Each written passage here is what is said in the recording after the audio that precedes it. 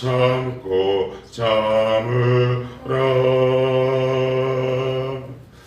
마태복음 12장 38절에서부터 50절입니다. 12장 38절에서부터 50절.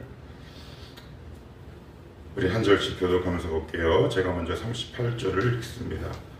그때 서기관과 바리새인 중 몇 사람이 말하되 선생님이여 우리에게 표적 보여주시기를 원하나이다. 예수께서 대답하여 이르시되 악하고 음란한 세대가 조금하나 선지자 요나의 표적밖에는 보일 표적이 없느니라. 요나가 밤낮 사흘 동안 큰 물고기 뱃속에 있었던 것 같이 인자도 밤낮 사흘 동안 땅 속에 있으리라. 심판할 때 니네 사람들이 일어나 이 세대 사람을 정죄하리니 이는 그들이 요나의 조를 듣고 회개하였음이거니와 요나보다 더 큰 이가 여기 있으며 심판 때에 남방 여왕이 일어나 이 세대 사람을 정죄하리니 이는 그가 솔로몬의 지혜로운 말을 들으려고 땅 끝에서 왔음이거니와 솔로몬보다 더 큰 이가 여기 있느니라.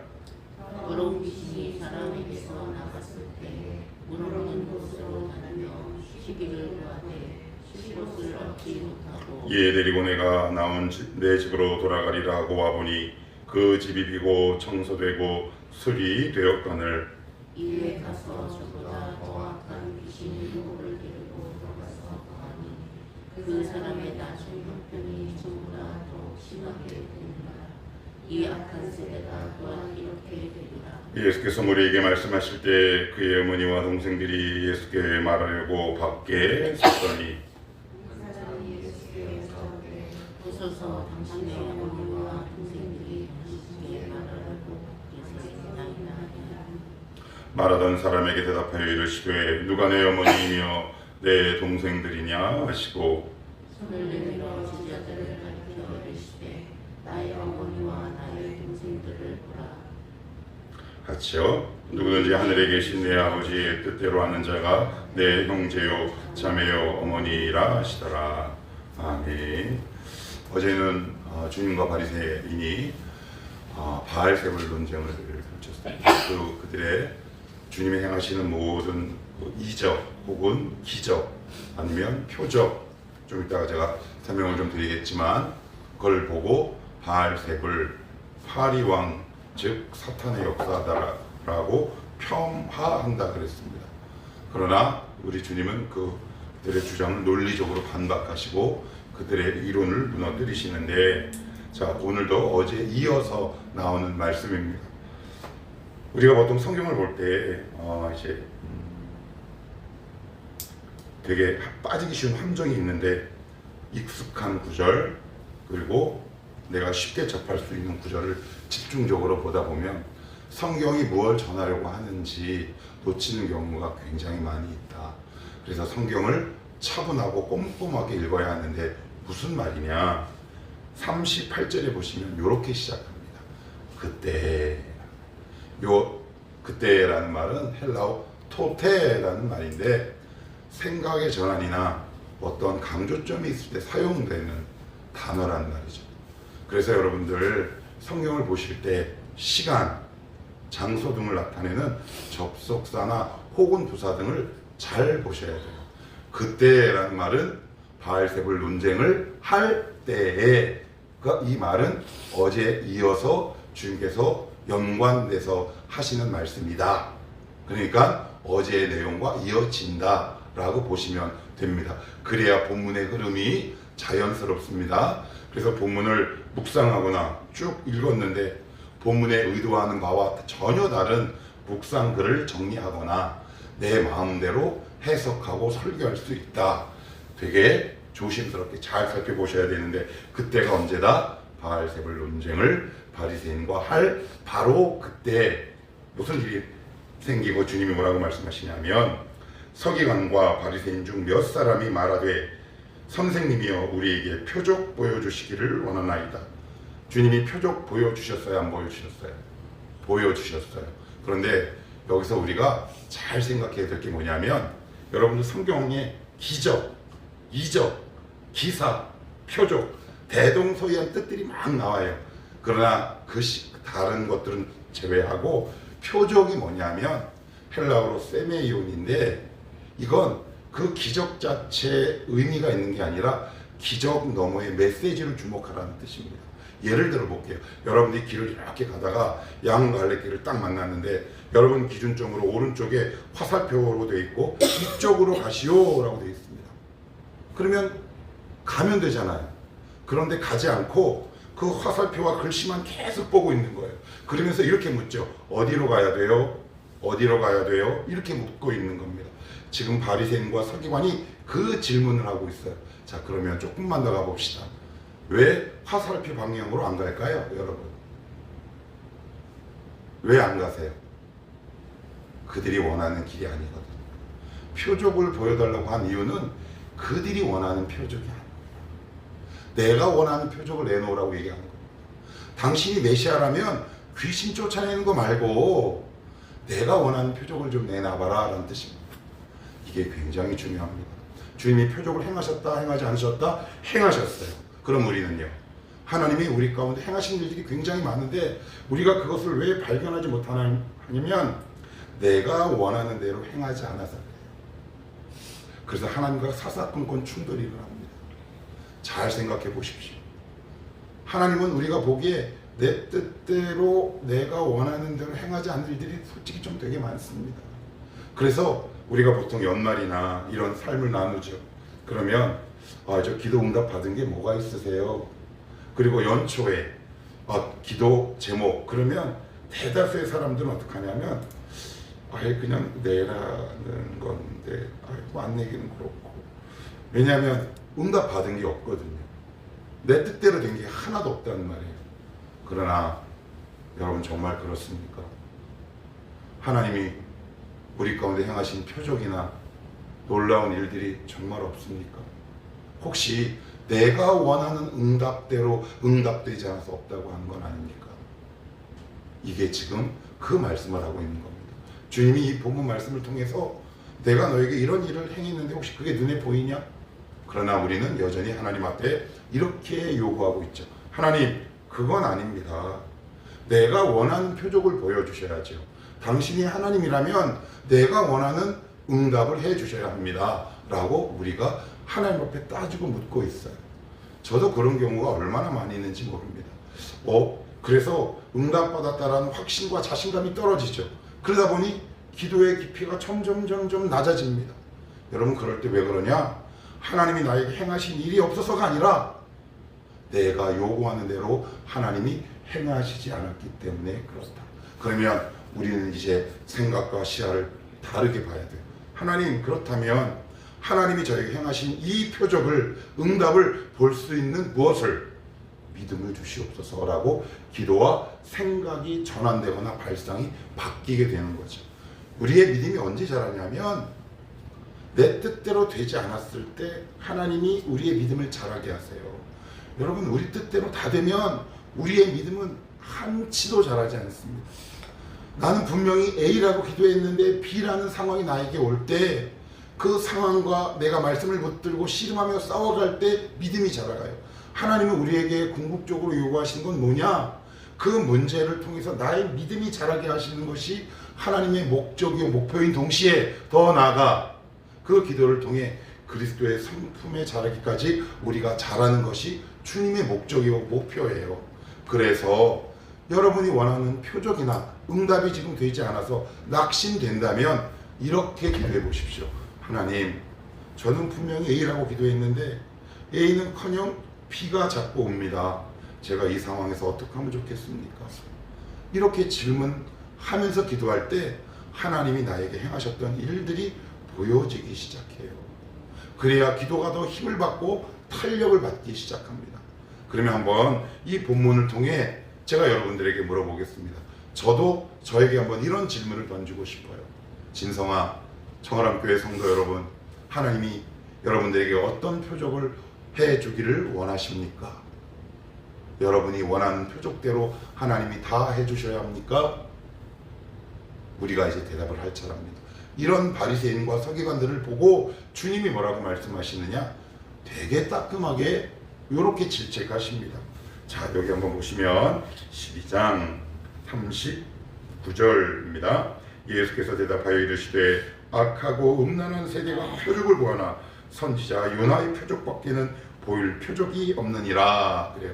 선지자 요나의 표적이 뭘까요? 여기는 표적이란 단어를 또 썼죠. 표적, 세메이온, 메시지가 있다라는 거예요. 그럼 요나를 통해서 주시는 메시지가 뭐예요? 메시지가 무엇을 가리킬까요? 요나가 3일 동안 물고기 뱃속에 있다가 토에서 6kg 딱 떨어진 걸 통해 하나님은 우리에게 무엇을 알려주고 싶으신 걸까요? 예수님의 부활, 죽음과 부활을 알려주고 싶으신 거예요. 여러분, 그래서 물고기에 집중하시면 안 돼요. 그러면 우리는 우상으로 갈 수밖에 없어요. 우상과 미신은 끊임없이 표적을 요구하죠. 그러나 우리가 믿는 신앙은 표적 뒤에 숨어있는 메시지가 있는 거예요. 그래서 왜 이 뜻대로 되지 않았지? 왜 내가 요구하는 대로 하나님이 나를 끌고 가시지 않지? 라는 상황이 펼쳐지면 그 뒤에 있는 메시지를 보셔야 돼요. 이 뒤에 있는 숨어있는 메시지가 뭘까? 그런데 어린아이일수록 이 메시지를 안 봅니다. 빨리 울어요. 빨리 포기해버립니다. 그래서 신앙의 편차가 너무 크죠. 만약에 내가 그렇다면 거기서 자라가셔야 합니다. 하나님 이거 왜 안 됐을까요? 저 좀 알려주십시오. 이것을 통해 저에게 알려주시는 던지시는 메시지는 뭘까요? 제가 잘하길 원하시나요? 제가 어떤 부분이 변화되길 원하시나요? 라고 물을 수 있어야 합니다. 그래야 진짜 인격적인 교제가 가능하지 않겠습니까? 왜 하나님이 우리의 원하는 모든 것을 우리의 뜻대로 다 들어주셔야 합니까? 그건 아니다. 그 뒤에 숨어있는 메시지를 보시라. 근데 왜 화살표 방향으로 안 간다? 내가 원하는 방향이 아니기 때문에. 그러면서 이어서 이렇게 말씀하세요. 41절 심판 때에 니네 사람들이 일어나 이 세대 사람들을 정죄하리니 이는 그들이 요나의 전도를 듣고 회개하였음이거니와 요나보다 더 큰 이가 여기 있으며. 당연하죠. 예수님보다 한참 떨어지는 요나의 전도를 듣고 회개했다면 그 메시지의 핵심인 복음 자체이신 예수님이 전하는 메시지를 듣고도 회개하지 않는 이스라엘 백성들이 받는 심판이 얼마나 크겠느냐라고 말씀하고 있고요. 더 확장시키십니다. 그러면서 42절 심판 때에 남방 여왕이 일어나 이 세대 사람을 정죄하리니 이는 그가 솔로몬의 지혜로운 말을 들으려고 땅 끝에서 왔음이거니와 솔로몬보다 더 큰 이가 여기 있느니라. 솔로몬의 무엇을 듣고 보려고 왔나요? 지혜. 그러나 솔로몬이 갖고 있는 지혜보다 더 큰 지혜의 근원 대신 예수님이 이 땅에 왔음에도 불구하고 그들은 마음의 문을 열지 않았다. 그리고 굉장히 중요한 말씀을 이렇게 갑니다. 보통은 이 말씀을 요걸 딱 잘라서만 얘기합니다. 그래서 이거를 굉장히 무슨 귀신 노름처럼 이야기하는데 어떠한 상황 가운데서 이 말씀이 나왔는지를 보셔야 돼요. 43절입니다. 더러운 귀신이 지금 무슨 얘기하다가 나왔습니까? 바알세불 논쟁, 그때 지혜 솔로몬, 그죠? 계속 읽어볼게요. 더러운 귀신이 사람에게서 나갔을 때 물 없는 곳으로 다니며 쉬기를 구하되 쉴 곳을 얻지 못하고 이에 이르되 내가 나온 내 집으로 돌아가리라 하고 와보니 그 집이 비고 청소되고 쓰레기건을 1차적인 의미는 이런 뜻입니다. 예수님 오기 전에 세례 요한이 뭐라 그래요? 회개하라. 그죠? 예수님도 뭐라 그래요? 회개하라. 천국이 가까이 왔느니라. 세례 요한과 예수님의 메시지를 통해 이미 구세주며 메시아이신 예수 그리스도를 영접할 수 있는 영혼의 집을 이미 수리하는 작업이 마쳤다. 그 뜻입니다. 그런데 유대인들은 바리새인과 서기관들은 어디에 머무느냐? 청소하는 것만 갖고 끝납니다. 여러분, 우리가 보통 입주하기 전에 청소 대행업체를 부릅니다. 청소를 하는 궁극적인 목적이 뭔가요? 청소 자체인가요? 입주하려고. 그죠? 가전, 가구, 여러 살림살이를 그 안에 차곡차곡 들어놓기 위해 청소하는 거잖아요. 그러나 유대인들은 우리는 뭐만 하느냐? 회개만 하는 거예요. 여러분, 신앙이 잘 자라지 않는 신앙 가운데 특징이 뭐냐면 회개만 합니다. 여러분, 그들에게 조심하시라. 너 왜 회개만 하고 있냐? 거기에 너의 믿음의 컨텐츠를 쌓아가라. 그래서 제가 그렇게 당부하는데 이 말을 안 들으세요. 무슨 얘기냐? 주일 예배 때 여기 나와서 제발 회개기도 하지 말라 그랬잖아. 우리 참회기도 시간 있어요, 없어요? 근데 왜 할까요? 우리는 그렇게 교육받았어. 회개가 으뜸이야, 장땡이야. 여러분, 회개 중요하죠. 그러나 회개만 하는 신앙은 건강한 신앙은 아니다. 조심하셔야 합니다. 너 왜 자꾸 회개만 하고 있냐? 왜 똑같은 죄를 계속 반복하고 그 죄를 계속 회개하는 그 자리에 머물러 있느냐? 거기에 믿음의 컨텐츠를 쌓아가라. 노트북을 샀고 데스크탑 컴퓨터를 샀으면 하드웨어, 소프트웨어, 게임도 깔고 그리고 한글 파일도 깔고 해야지. 본체만 맨날 갈아 끼는 이런 초보적인 신앙을 어느 때까지 답습하겠느냐라고 우리에게 묻고 계시는 거예요. 여러분 안에 신앙의 내용이 있으십니까? 그럼 신앙의 내용은 뭔가요? 말씀을 붙들어 오늘도 하루 동안 살아냈던 내 믿음의 흔적들을 차곡차곡 쌓아 나아가는 거거든요. 근데 우리는 이 작업을 안 해. 그리고 그 다음 주에 와서 또 이렇게 얘기해. 하나님 A라는 죄. 그 다음 주도 또 A라는 죄. 그러지 말라랍니다. 너희들 언제까지 청소만 할래? 제가 어제인가 그제인가 드라마를 보다가 요즘 제가 아주 눈물샘이 계속 터지고 있는데 저희 딸들은 보면서 한번 끽끽끽 웃습니다. 아빠가 요즘 뭐 갱년기네. 그런데 인상 깊은 드라마 대사가 있어요. 남자 주인공이 여자 주인공이 이런 말을 합니다. 슬퍼만 하지 마. 그랬더니 그 여주인공이 그러면 나보고 슬퍼하지 말라는 거야? 아니, 누가 슬퍼하지 말라 그래? 슬퍼만 하지 말라고. 여러분, 왜 회개만 하십니까? 회개는 왜 하나요? 청소잖아요. 그러면 청소하면 여러분 믿음의 내용, 각오들을 그 안에 여러분 영혼 안에 차곡차곡 쌓아가야죠. 그런데 우리는 하나님 회개합니다. 또 그 다음 주에 또 회개합니다. 그래서 우리는 늘 초보의 도를 버리지 못한다. 그래서 히브리서 6장 1절은 히브리서 기자가 이렇게 얘기합니다. 너희는 마땅히 그리스도의 도의 초보를 버리고 죽은 행실을 회개함과 이런 표현이 나옵니다. 초보에서 이제 자라나라. 맨날 회개만 반복하지 말고 거기에서 믿음이 더욱더 성숙하고 자라가라. 여러분 어느 지점에서 지금 멈춰서 있습니까? A라는 지점. 하나님 그때 이 잘못해서 죄송합니다. 하나님 나 그때 또 그냥 제가 짜증냈습니다. 1년 365일 회개의 내용이 똑같다면 나는 지금 믿음이 자라고 있는 것인가? 한번 우리가 살펴봐야 한다. 그 말씀을 하고 있다. 이건 단순히 귀신 이야기가 아니다 라고 오늘 성경은 말씀하고 있습니다. 자, 마지막으로 그리고 나서는 이제 점점 하이라이트로 가는데 예수께서 46절입니다. 예수께서 무리에게 말씀하실 때 그의 어머니와 동생들이 예수께 말하려고 어디에요?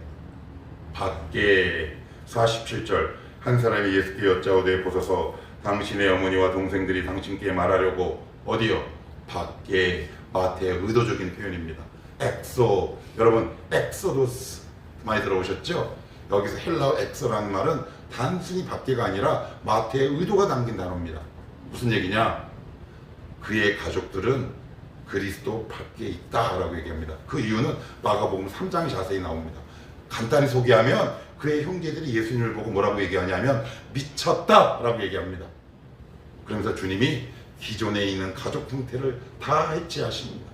여러분 어느 가정이 건강한 가정이냐면 기존의 가족 구성원들이 재해체되고 다시 연합되는 겁니다. 왜 한국교회에서 복음이 가정 속에 안 들어갈까요? 왜 시어머니와 며느리가 여전히 죽고 못 살고 외수처럼 지낼까요? 왜 그럴까요? 기존의 봉건적인 가족 그 가치가 그대로 있기 때문에 그렇습니다. 오늘 주님이 뭐라고 말씀하시는지 아세요? 너희는 이제 가족의 의미를 재구성해야 한다. 굉장히 중요한 말입니다. 가족 제도를 무너뜨리는 것이 아니라 너희 가정이 정말 화평하려면 화목하려면 그리스도 안에서 너희들이 거듭나고 재해체되고 재구성되어야 한다. 여러분 가정 화목하십니까? 아니면 늘 싸웁니까? 그러면 우리의 가족 다시 재구성돼야 합니다. 이것이 되지 않으니까 맨날 싸워요. 맨날 싸워. 그래서 저는 얼마나 많이 바뀌었어요. 제가 청년부니까 그죠? 그런데 이게 결혼하면 며느리의 얼굴이 점점 이렇게 다크서클이 내려오더라고요. 시어머니 얼굴은 좋아지고. 이게 뭐 어떻게 된 거예요? 우리 가족 구성원들 정말 하나님의 말씀대로 각 믿음의 위치에 잘 서 있는 아름다운 믿음의 가정입니까? 떠나라 하는 아들 딸들을 떠나보내고 건강한 인격체로 주님과 주님 사이. 자, 그러면 재구성한다는 말은 뭘까요? 너와 나 사이에 주님이, 너와 우리 사이에 주님이, 나와 너 사이에 주님이 있는 거 아니겠습니까? 그것이 그리스도 안에서 아름다운 가족 구성원의 모습 아니겠습니까? 그럴 때 진짜 화평이 오지 않겠습니까? 우리 가정이 전 이랬으면 좋겠어요. 맨날 지지고 볶고 싸우다가 죽기 전에야 후회하는 가정 말고 지금부터 여러분 가정이 그리스도 안에서 그리스도의 말씀을 따라 해체되고 다시 재구성되기를 원합니다. 그래서 화목하고 연합되는 가정이 되면 좋겠다. 그래서 마태는 어떤 단어를 두 번이나 의도적으로 쓴다? 밖에. 헬라어로 뭐라고요? 엑소. 오늘도 이 말씀을 따라 여러분들의 가정이 화목하고 화평하게 되시기를 주님의 이름으로 축복합니다. 기도하겠습니다. 하나님, 묵별기도의 네 번째 날, 오늘도 말씀을 통해 우리 교회를 세우시고 우리 가정과 우리 개인을 세워가시니 고맙고 감사합니다. 하나님, 무엇보다 내 뜻을 끝까지 고집하지 않도록 우리의 심령을 유연하게 부드럽게 만들어 주시고, 내가 원하는 표적, 내가 원하는 응답을 고집하는 것이 아니라 그것과 다른 방향으로 하나님이 나의 삶을 이끌어갈 때 그 뒤에 숨어있는 하나님의 뜻을 분별할 수 있도록, 하나님의 메시지를 해석할 수 있도록, 하나님 우리의 믿음의 독해력을 키워갈 수 있도록 주님 도와 주옵소서. 하나님, 새해 맞이 묵별기도에 여러 기도의 제목들이 있습니다. 하나님, 우리 청월함 교회 공동체의 출산과 창업, 취업의 문이 열리기를 기도합니다. 청모임을 통해 가족 공동체 같은 교회가 되게 도와주시고, 하나님이 묵별기도를 통해 우리 청월함 가족 모두에게 주님의 음성이 들리는 아름다운 믿음의 복이 생길 수 있도록 축복하옵소서.